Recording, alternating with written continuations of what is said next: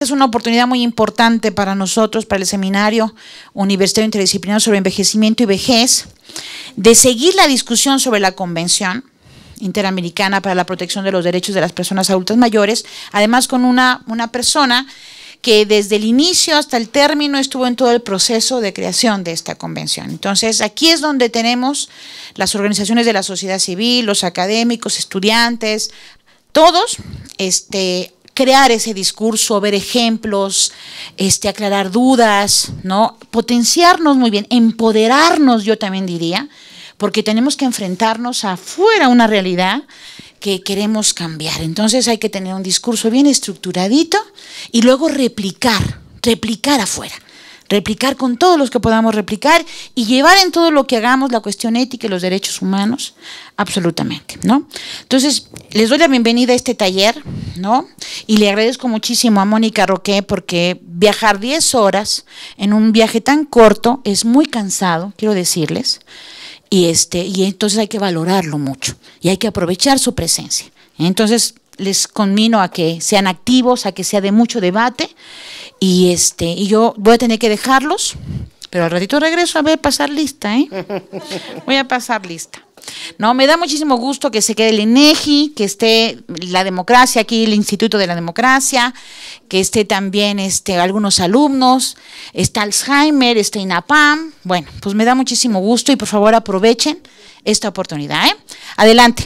Bueno, yo quiero agradecer muchísimo a Verónica, para mí es un honor que me haya invitado y la verdad que estoy muy contenta de poder dialogar porque vamos a hacer un diálogo entre todos. Ustedes son gente que sabe un montón, me lo ha comentado Verónica, así que un poco la idea es la presentación que di a la mañana, que fue más cortita, ahora tomar los mismos ejes pero en el término de la tarde de hoy, el día de mañana.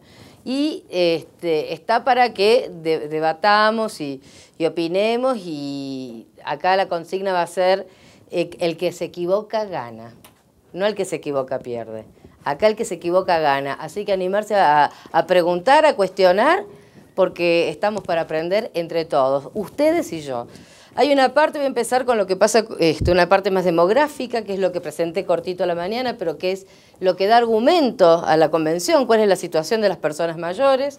Otra parte que toma más cómo la convención va a derribar mitos y prejuicios, y otra parte que ya se centra en la convención, lo que vamos a ver en el articulado, artículo por artículo, en este día y medio. Por supuesto que si ustedes se aburren con la parte demográfica, pasamos a otro tema, y si se aburren con otro tema, pasamos a otro, y si se aburren con todo, nos vamos a casa. Así que, pero bueno, la idea, bueno, muchas gracias. Regreso al ratito.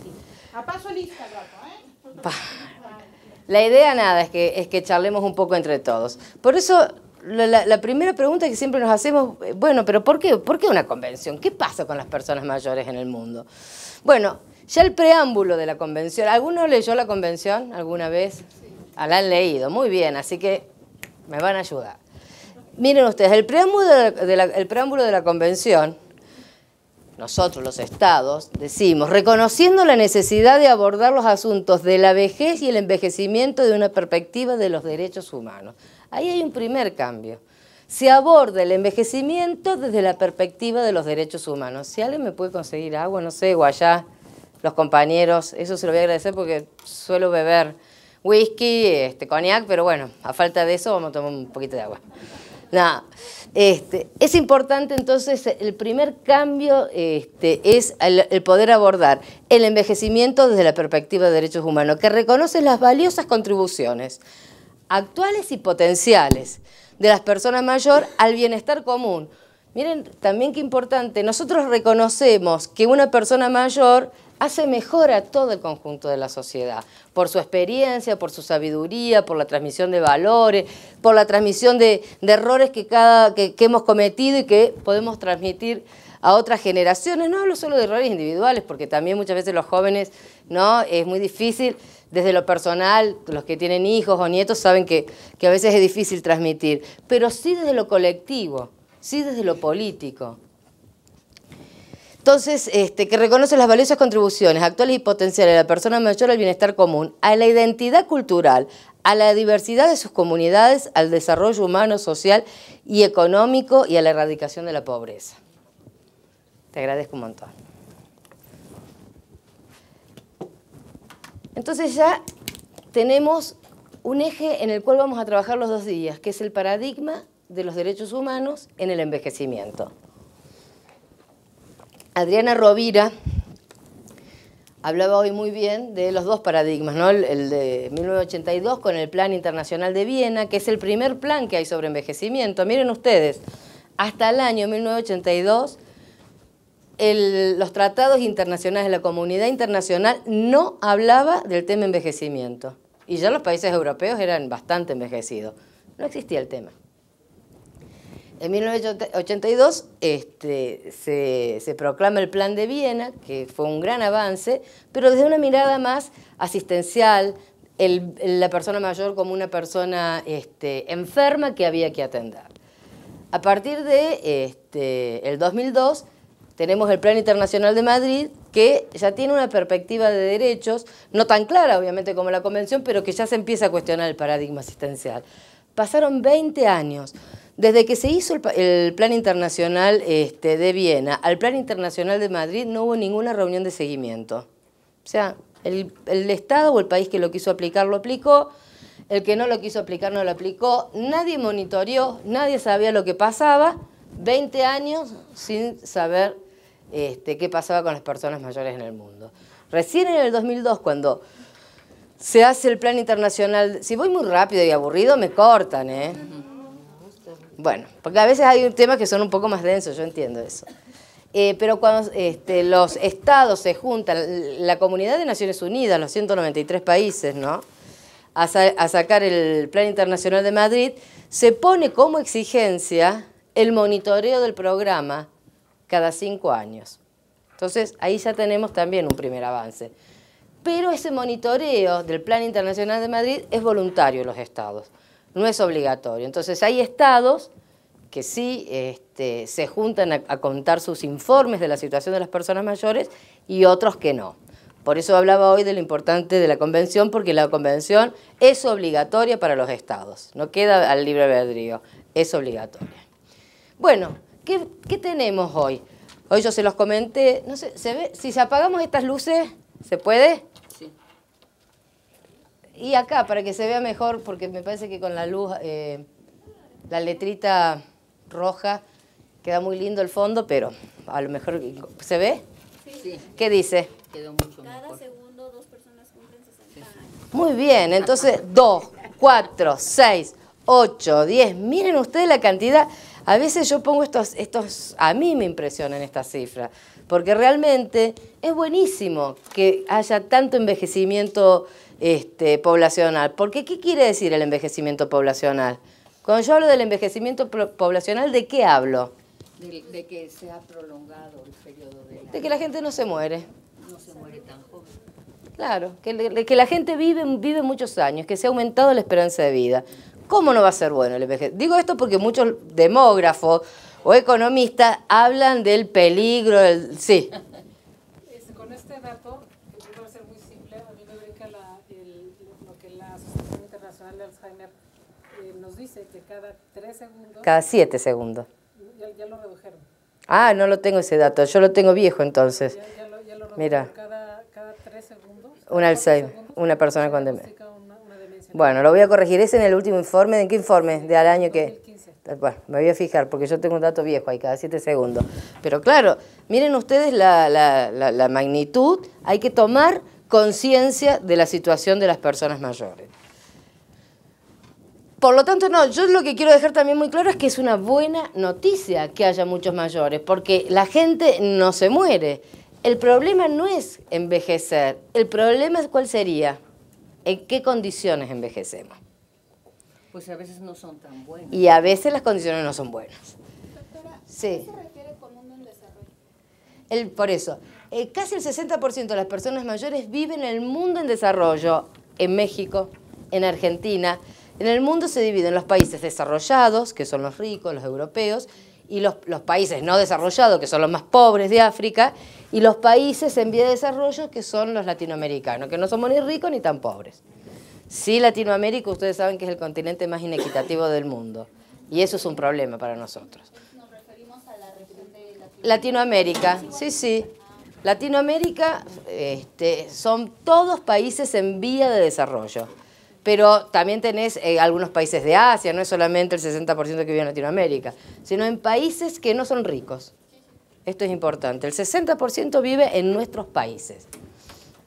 Y para 2020 el 70%. Miren si no nos tenemos que ocupar, ¿no? Los países en vía de desarrollo de defender los derechos de las personas mayores.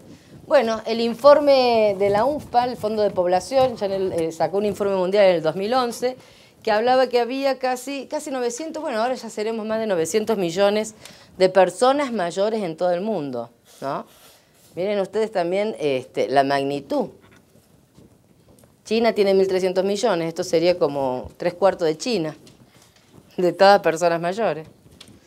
Y en América Latina, en los últimos 50 años, aumentó la expectativa de vida 20 años.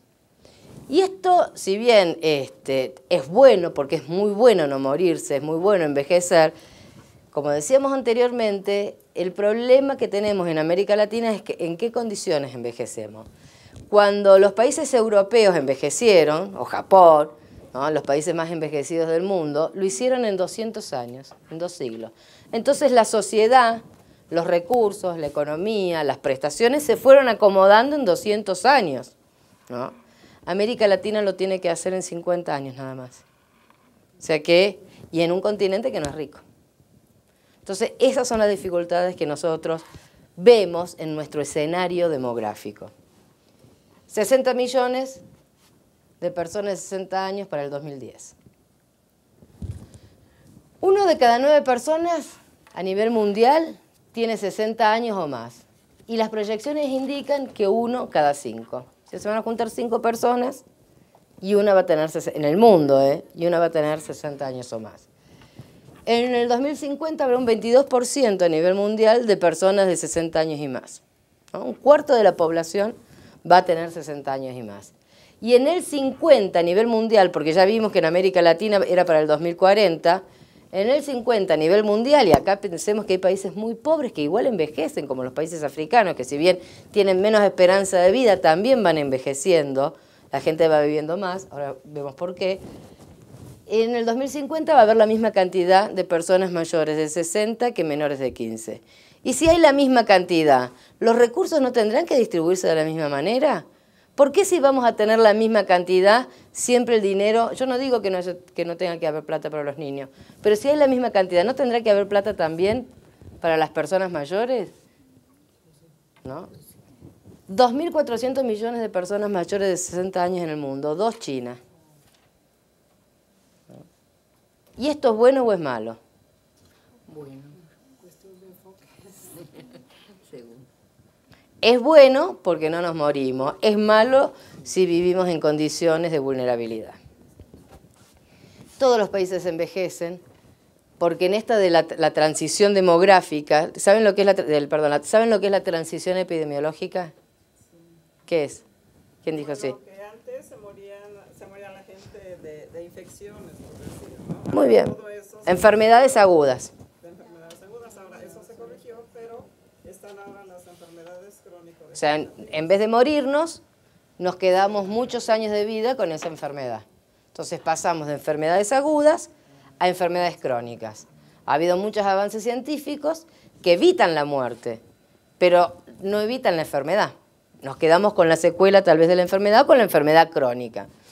Entonces hay que adaptar y hay que pensar que no es lo mismo tener prestaciones en un mundo no envejecido con gente que se muere joven a un mundo envejecido con gente que tiene patologías crónicas durante muchos, muchos años de vida. Bueno, miren ustedes la tasa en América Latina, la tasa de crecimiento de la población de 60 años y más es superior a la del nivel mundial. O sea, en nuestro continente van a ver muchas más personas mayores, la tasa de crecimiento, que lo que crece en el mundo.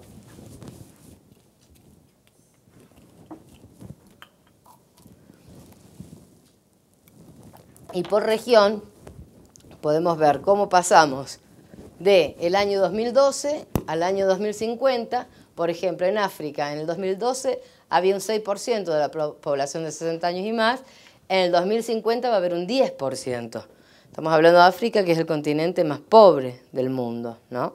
Sin embargo, envejecen igual por estos avances de la ciencia y de la medicina y de los antibióticos y la penicilina.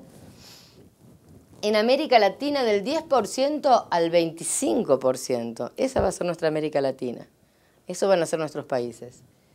Bueno, en Asia del 11 al 24%, en Oceanía del 15 al 24%, en América del Norte del 19 al 27% y en Europa el 34%. O sea, lo normal, lo común va a ser, y de hecho uno va a Europa y encuentra muchas personas mayores. Y acá en el DF debe haber muchas personas mayores, porque la vejez es urbana, la gente mayor tiende a conglomerarse en centros urbanos. Sí. América del Norte es México, Estados Unidos y Canadá. Sí. América del Norte es México, Estados Unidos y Canadá, exactamente.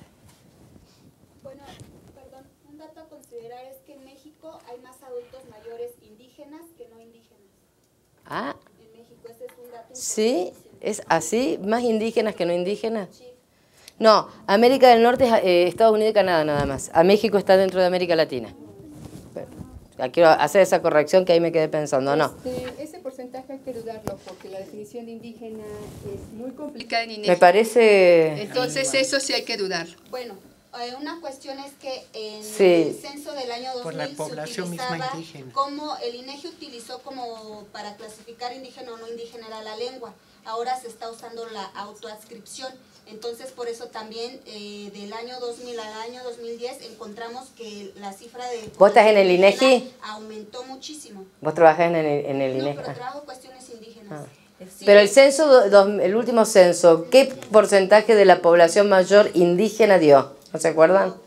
Me parece raro, pero no quiero... O sea, sé que Bolivia es así. Bolivia sí. Bolivia pero, es clarísimo pero que sea así, pero en el caso mexicano México tiene no, porque 10 A ver, ya la uno. definición. 10 millones de habitantes indígenas en todo el territorio. Ajá. Por lo tanto 10 no puede millones. ser El país. su población. Todo el país. No puede ser No su puede ser. población. Porque de adultos mayores hay 12 millones. Yo traje cifras del INEGI. Sí, por eso es difícil. El porcentaje de población, pero en población absoluta somos más los que no somos indígenas. Sí. Y entonces Sí, claro. en La algunos indígena. Sí. absolutos son menos. Además quiero decir una cosa, que sean indígenas no significa que sea rural o urbano, ¿eh? No. El envejecimiento en general en todas partes es urbano. La gente vive más en las ciudades y cuando vive en lo rural, cuando envejece, van a los grandes centros urbanos porque es donde tienen que. Centros médicos. La proporción de personas mayores en los estados donde hay más es el Distrito Federal, bueno, ahora la Ciudad de México, Claro. y el Estado de México, que es la zona urbana Sí. y conurbana. En las capitales de los países es donde más se concentra siempre las personas mayores de 60 años. Bueno, este mapa es requete contra conocido, seguramente lo conocen, pero como muestra muy bien en colores lo que pasa en el mundo con el envejecimiento, es un mapita del Fondo de Población, exactamente, la UNFPA. Bueno, los países con el amarillo más clarito son los que menos envejecidos estaban para el año 2012. Los que tienen un amarillo un poquito más oscuro tenían entre un 10 y un 19% de su población de 60 años y más. Hablamos de envejecimiento poblacional por encima del 7% de la población. Eso es como el indicador que da CEPAL. Por encima del 7% de la población empieza a haber un envejecimiento poblacional. Después, de acuerdo a los porcentajes, hay un envejecimiento incipiente, moderado, avanzado. Pero por encima del 7 hablamos de envejecimiento. Y bueno, los países más naranjas que ustedes tienen, Canadá, entre un 20 y un 24, y después vienen los más rositas, que es entre un 25 y un 29, un 30 y más de 30, que es lo que pasa en países nórdicos, ¿no? Todo lo que es Europa también. Eso para el año 2012. Vamos a ver lo que pasa en el 2050. Todos se vuelven rosas prácticamente. Inclusive algunos países de África. Los ¿no? jovenazos son africanos. Con lo cual, sí.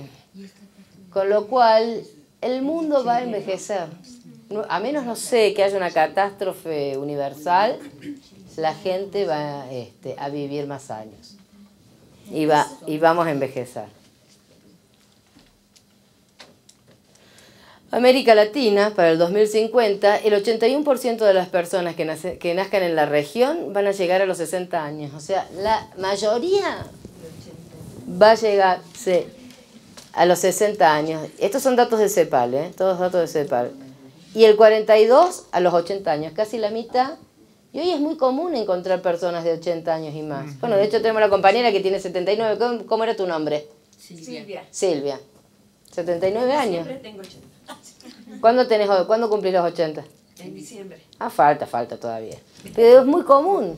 Digo, vamos a un curso, vamos al cine. Es muy común encontrar personas mayores, que antes eso no lo veíamos. Hoy cada vez es más común.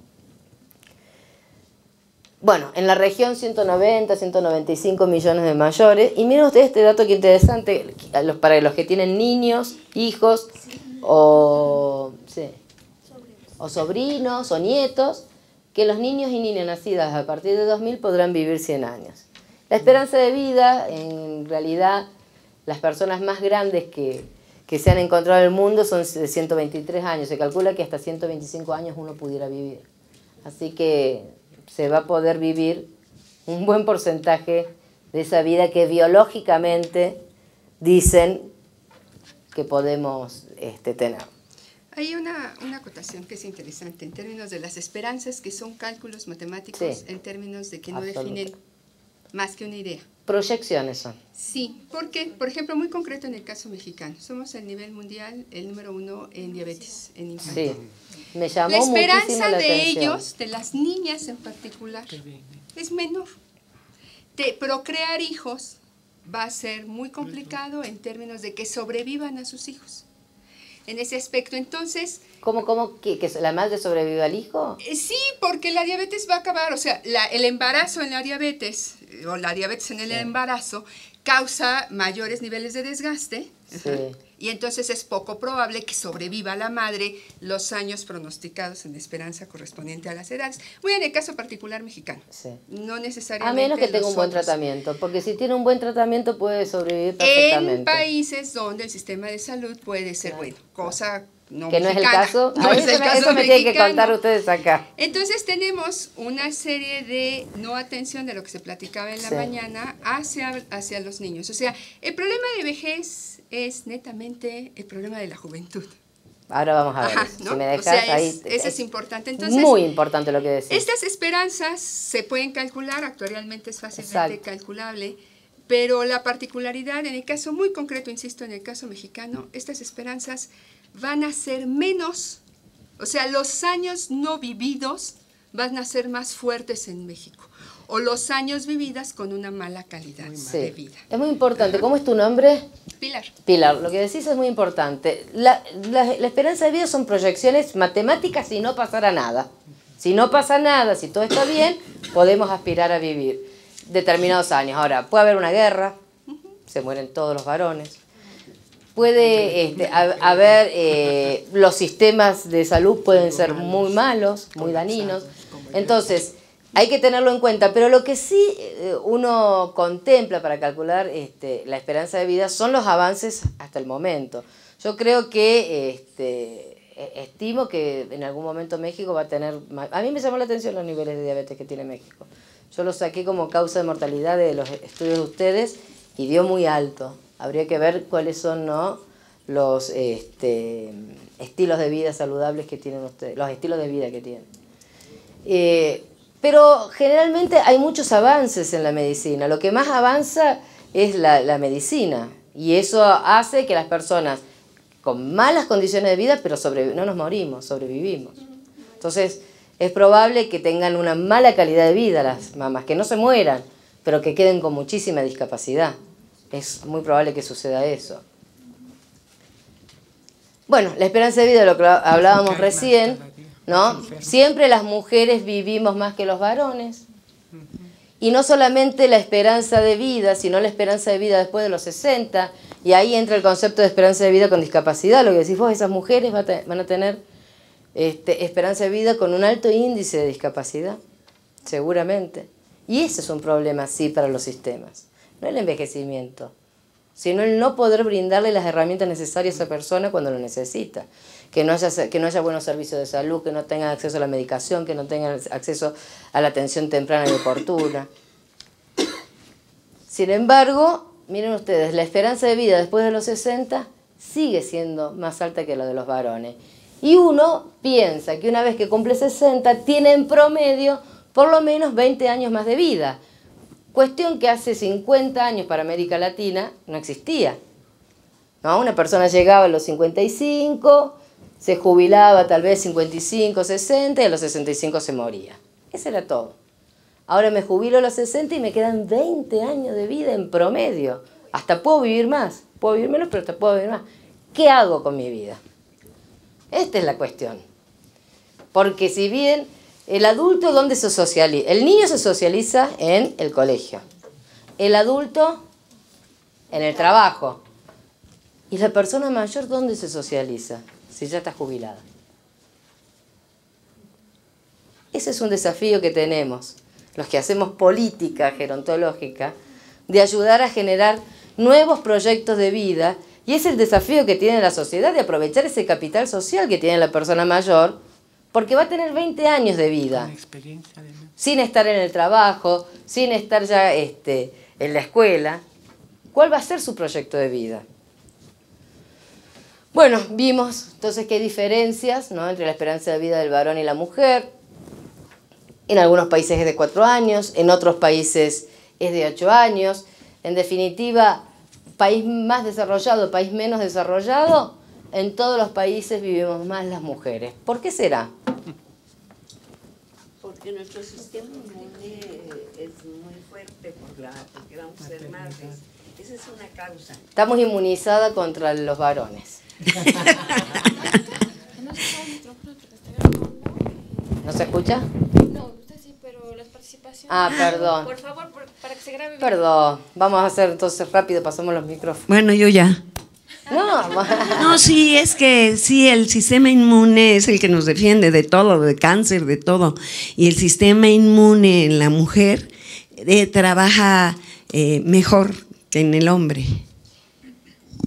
Bueno, yo no lo sé, pero también hay gente que supone que la mujer, que el hombre se desgastaba más porque trabajaba. Y la mujer, como permanecía en su hogar, aunque quién sabe, ahí no habría trabajaba. Que ver. No trabajaba. Mi mamá afortunadamente no trabajó. Y sí vivió más que mi papá. ¿Qué tema ese, Se toma también mucho en cuenta que la mujer tiene más la prevención en la salud. El hombre no, la mujer sí se dedica a hacerse sus análisis a tiempo, chequeos, el hombre no, el hombre lo va dejando más. Aquí está. Bueno, sí. Ese es fácilmente viene el contraejemplo. Como buena matemática puedo hacer el contraejemplo. Efectivamente puede tener más cuidado las mujeres, el hombre sí no se revisa la próstata. ¿Sos matemática? Sí, pero es rápido el contraejemplo. ¿Sí? Las mujeres sufren de más enfermedades que los hombres. Entonces, no es que se cuide más. Hay una característica, nacen más hombres que en mujeres. Pero se mueren en el primer año de vida. No, en todos los años de vida mueren más los varones, No, hay una etapa en que casi son iguales. ¿Cuál? Las mujeres, básicamente, en términos de biología del cuerpo, en la edad de 20, 35 años son iguales. Suceden más accidentes y armas de fuego y armas blancas que le induce, eso es muerte social, pero no muerte biológica, en términos de enfermedades. En general los varones, bueno, a ver, voy a retomar todo porque todos tienen razón. Por eso, a ver, todos tienen razón, hay muchas teorías, ninguna es cierta. Por sí sola comprueba nada. Todas tienen razón un poco. Por un lado, la genética es fundamental. Digo, el estrógeno en las mujeres está comprobado que nos defiende. ¿Hay médicos acá? Muy bien, vos lo sabrás entonces también. El estrógeno nos protege a las mujeres de las patologías cardiovasculares hasta la menopausia. Después de la menopausia entramos en el mismo riesgo. Así que hay una cuestión, una carga biológica que no podemos alterar. A menos que los varones se inyecten estrógenos, algunos lo hacen y está todo más que bien.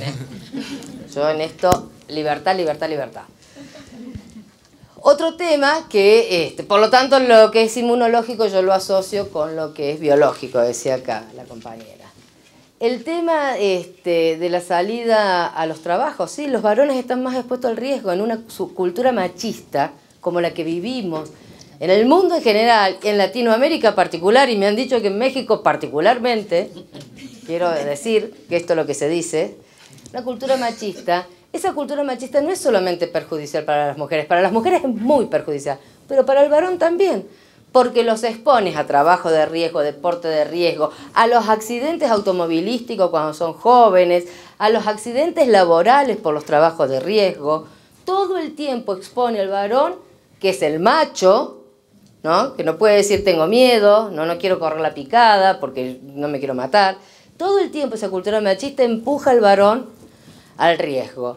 Y después lo que decía la compañera, sí es cierto que las mujeres vamos más a la consulta médica, pero está relacionada con los aspectos ginecológicos. Vamos a hacernos un PAP cuando somos más jóvenes, vamos a pedir que nos receten los anticonceptivos, en la época que estamos embarazadas vamos a hacernos los controles, no tenemos tanto miedo de ir al médico. Cuando el varón va es porque realmente está muy enfermo y en general ya las patologías a veces cuando las detecta el médico no tienen un tratamiento oportuno y la causa de mortalidad es mayor. Como las mujeres vamos más al médico y tenemos tratamientos más oportunos, no nos morimos, pero ¿qué nos pasa? Pues tenemos mala calidad de vida. Tenemos más discapacidad. Nos salvamos de la muerte aguda, pero nos quedamos seguramente con una secuela o una enfermedad crónica. Entonces, ellos se hacen lo vivo y se mueren y nos dejan solas con una discapacidad 20 años. Que no está tan bueno, chicas, ¿eh? Ellos son felices, se van. Pero es todo un tema el envejecimiento femenino. Ahora vamos a ver. Así que si los varones quieren vivir más, tienen que ser más colaborativos con las mujeres, ser más sensibles. Las mujeres también apoyar a que ellos sean más sensibles y que colaboren, que tengan la misma igualdad de oportunidades varones y mujeres y vivir en una sociedad más justa. Y entonces, yo siempre digo, si las mujeres sobrevivimos al varón 5, 6, 8 años, tenemos que conseguirnos parejas 5, 6 u 8 años más jóvenes que nosotras, para envejecer juntos. Porque si no es triste perder al cónyuge cuando uno está enamorado. Así que ya saben, buscarse pareja 8 hasta 10 años más joven está permitido, ¿eh? ¿Saben cuál es el problema? Que a ellos les gustan 20 años más jóvenes. Eso es significativo. Con el micrófono, porque acá piden. Perdón. También las mujeres expresamos desde siempre más nuestras emociones que los hombres. Y si te pones a ver que la salud emocional es tan importante como la salud corporal, creo que también es una de las causas. Absolutamente.